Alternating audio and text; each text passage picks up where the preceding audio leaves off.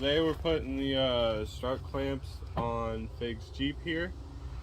These things, they put from the factory. They put these like cheap ass plastic things. This is what holds like the Cherokees and also the Chrysler 200 shock in place. Only thing holding it really from falling off and going somewhere else. And then when they get worn out under heavy off-road use, they start to knock a lot, and it sounds like your whole Jeep is falling apart. It's not really a good time. But we're just popping these old ones off. They're kind of challenging to get off.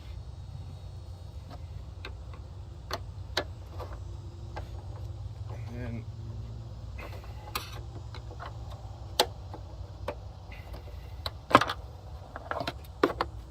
yeah, so it's pretty simple. They go on pretty easily. Jesse's video on MFC Off-Road is a good video, but it's not very descriptive like everyone complains about. But he makes really good products, so you can't complain too much about it. I have my way of doing it because I already did it on mine. I have the same Jeep as Fig, just not a Trailhawk. Not hard, but not fun either. Side note, we are installing the MFC high performance is what he calls them.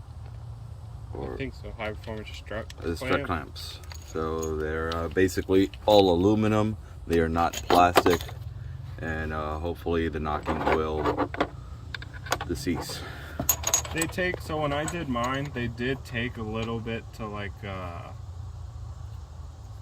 work themselves in, I guess is the best way to word it. Like how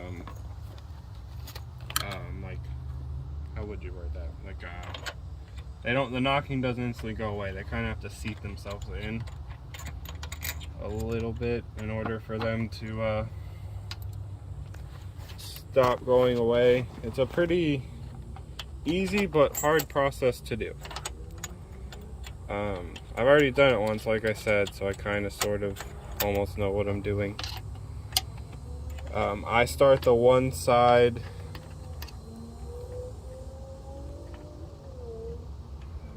first, and then I start this side first, and then I get it to where it's just barely spinning, and then I turn this one towards the back and then put the other ones in, just so that I don't have to do a little tiny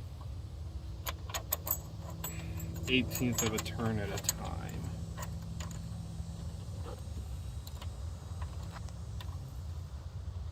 Is this the short one? Yeah, that's the problem. That's the long one.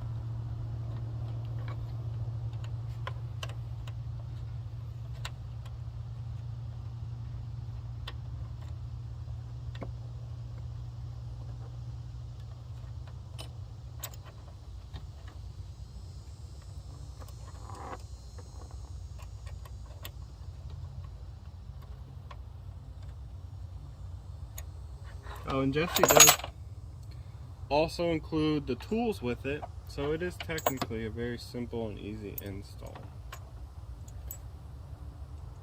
Yeah, just pause for a second. Record. Okay, so now we got it on. The camera was making me not do my job right.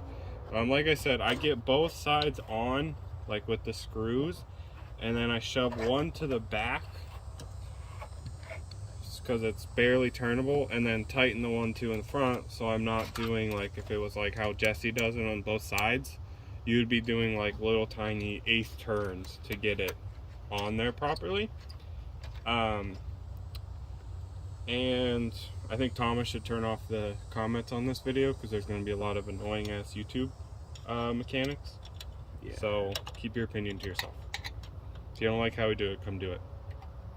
We'll meet at the local Walmart on 50 if you want to do it for us. You know he's going to edit that. It's funny as I'm going to edit this video.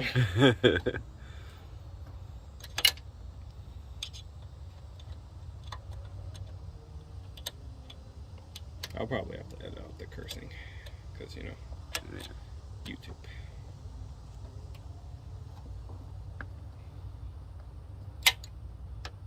They just want to get them tight so they don't move around anymore. And this is just like anything you buy aftermarket, off-roady, whatever. After a couple 100 miles, you just retighten her back up. Just like you do with every aftermarket off-road suspension type deal stuff, you know?